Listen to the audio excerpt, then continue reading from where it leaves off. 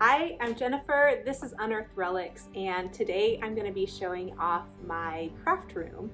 The space that I was crafting in was a spare bedroom that didn't get as much natural light.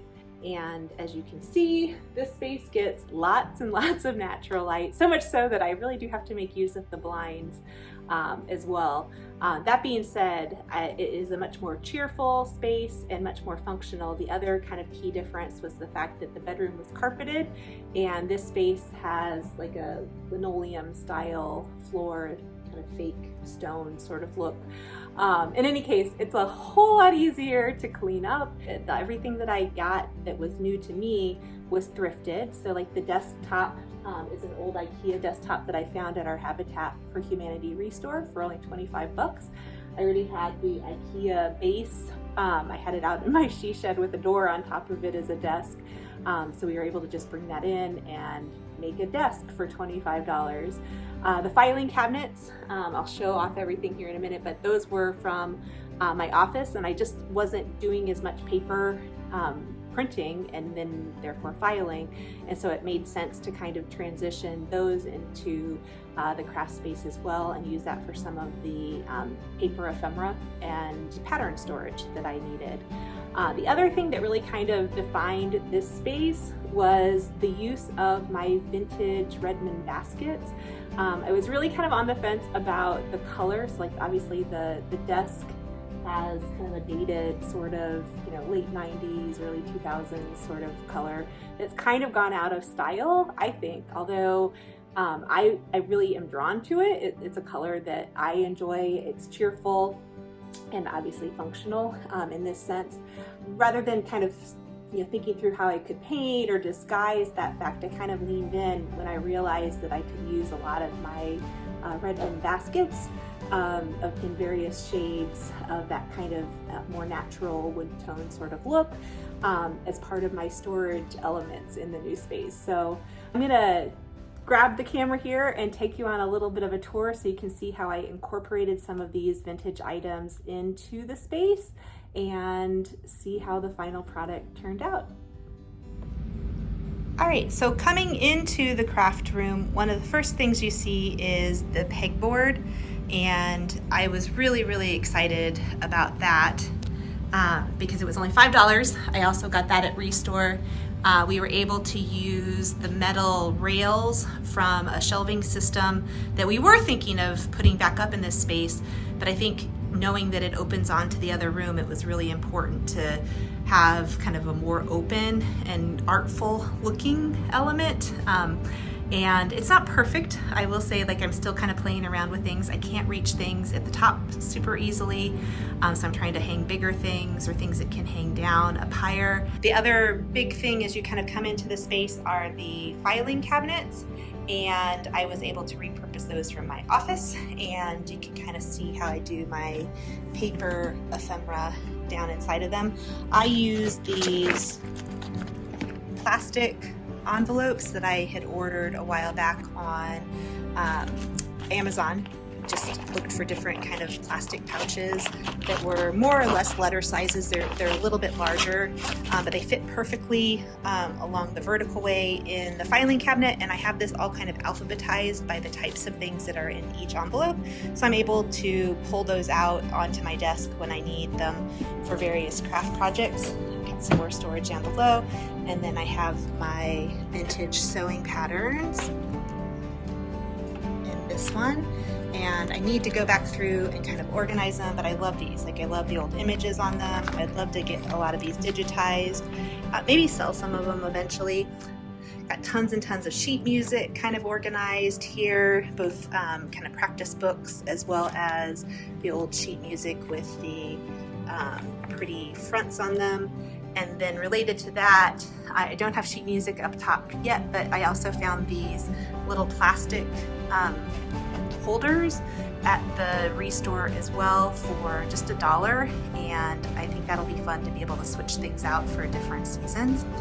Have some more spots to hold bigger ephemera here, as well as photographs and postcards. Those are kind of the stations I tend to use the most often. I was trying to think as I was putting things close to my desk which things I grabbed the most often in the old space and trying to keep those handy to me, as well as putting some things purposefully a little bit more out of reach so that it reminds me to stand up and move around while I'm crafting, because sometimes I'll be sitting there for like hours on end. So knowing that I have to get up every now and then to get some things is actually really helpful. So I have my little station here, my paints, and I also use this kind of tiered display. It was an old tea display, and just using some bread tins in it, was able to get some of the different items that I also craft with on a pretty regular basis down into that. The thing I mentioned earlier was my Redmon baskets, and those each have little collections in them. So I'm working on getting labels made, so after it is no longer fresh in my mind what's what, I will be able to recall that and easily pull those down when I need to access the different items that are stored in those. So there's like fabric and beads and ribbons and things like that. This has got a lot of just kind of like my paper craft kinds of things, as well as florals. I've got a little mailing station down here, and on this shelving unit I was able to incorporate some of my bread tins. These are really fun. They fit on the shelf pretty perfectly, and they're all kind of different eras and styles, so that was really fun. And then I've also incorporated the old Coca-Cola holder carrier over into my sewing area, so I'll be able to put some more notions on into that here as we go, and have an old case from a sewing machine that I had found a long time ago at the Goodwill outlet as another way to store, since this desk didn't have any drawers or anything on it. So the other thing I love about my sewing area is the fact that I was able to hang up a picture of me and my mom.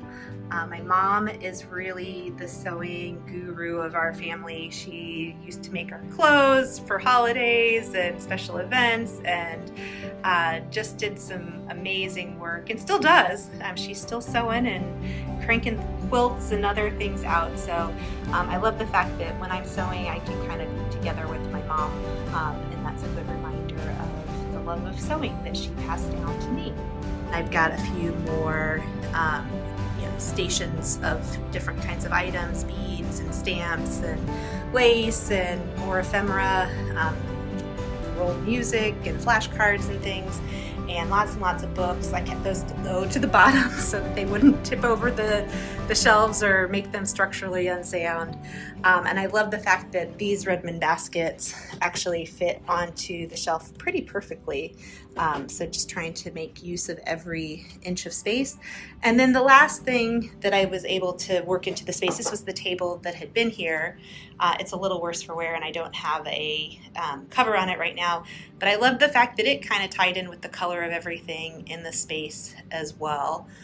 So yeah, I'm really excited with having a space that I can use, I think, on a pretty regular basis now, with more minimal cleanup efforts and a bigger space to work, better light, and not having to vacuum. I'm also really proud of the fact that all told it only cost about $40. It was really just the $25 for the desk and the $5 for the pegboard, and count a few of the little shelves there as items that I purchased for this project. But it wasn't a very expensive thing because I was able to incorporate elements that I already had. Again, I really like using the old vintage items like tins and boxes, and obviously in my case baskets. And I think that that's a fun way to incorporate beautiful vintage things in ways that are also practical and functional. I'm still planning to shift some things around and keep working. Like any craft, it's kind of a work in progress as well. But I do think it's going to be a space that I'm going to be able to use and really, really enjoy. And I'm looking forward to some crafting now. Thanks for joining me today, and we'll see you again real soon.